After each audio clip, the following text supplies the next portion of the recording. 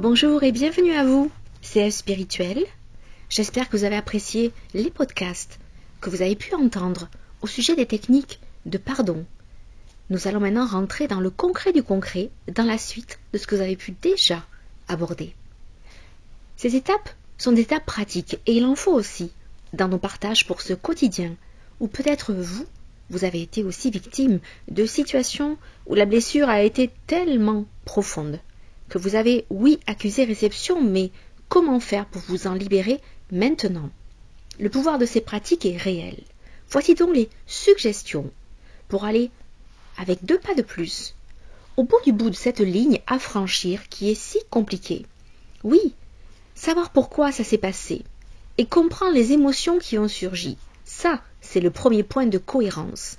Mais maintenant, il faut veiller à aller dans le plus parlant avec vous-même, développer cette capacité consciente d'aller jusqu'à la libération pour favoriser une connexion tellement apaisée avec votre vous-même, votre moi profond, ce moi intérieur qui recèle d'amour-propre et demande la paix à chaque fois qu'il pourra la trouver. Mais souvent, il attendrait d'autrui. Aujourd'hui, regardons les techniques qui améliorent le pouvoir avec nous-mêmes. Quelle autonomie! Pour la guérison, l'acceptation et le pardon. Vous ne serez pas étonné si je vous dis que la visualisation qui crée les images mentales pour libérer l'émotionnel négatif est en premier celle que je vais vous recommander. On peut y voir les ressentiments comme des objets physiques. On peut ensuite les casser, les libérer et même, quand on a ouvert les yeux, prendre des œufs, quelque chose qui serait peu coûteux, et aller le casser contre un mur. Trouvez ce moment où, entre le calme et vous fermez les yeux, imaginez la force de cette colère et placez-la comme dans une pierre pour la jeter ou dans un ballon pour la laisser s'envoler. J'ai rencontré une personne qui, après un conflit au travail, a vu cette boule de colère étonnamment monter comme dans une montgolfière et un peu, en état de conscience modifié proche de l'hypnose, elle l'a regardé s'évaporer et s'est sentie tellement légère comme un nuage de fumée. En deuxième, je voudrais vous parler d'un modèle qui existe juste pour le savoir, même s'il est peu probable que vous puissiez l'appréhender, c'est le modèle rwandais. Vous savez, cette technique a mis l'accent sur la guérison entre communautés, à travers des rituels partagés. Ils ont osé créer des séances où ils ont parlé ensemble et raconté leurs propres histoires, eux, les anciennes ennemies, bourreaux, victimes. Entre villages, la guérison est arrivée. Ils habitent maintenant côte à côte et je pense que vous en avez entendu parler. L'unité, la confiance entre anciens adversaires est possible, même si ça paraît extrêmement miraculeux. Mais pensez-y, on ne sait jamais. Tendez la main. Pourquoi pas le dialogue? Troisième technique, c'est celle de la boîte. Écrivez vos griefs, allez-y, libérez-les symboliquement. Ensuite, en verrouillant cette boîte, pour l'enterrer quelque part, est-ce que vous auriez envie d'y mettre le feu?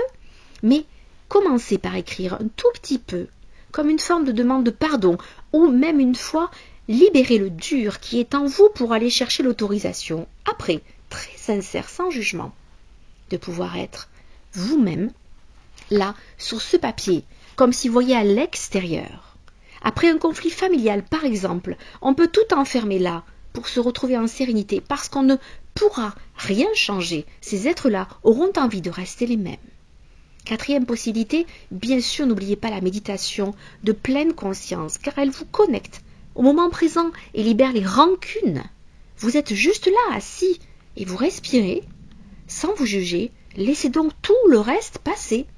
En pleine conscience, là, vous réduisez comme un petit grain de poussière ce qu'on vous a dit, ce qu'on vous a fait, car ça ne vous appartient pas, c'est l'autre qui l'avait décidé, et vous étiez juste en face au mauvais endroit où vous représentez ce que l'autre ne sera pas.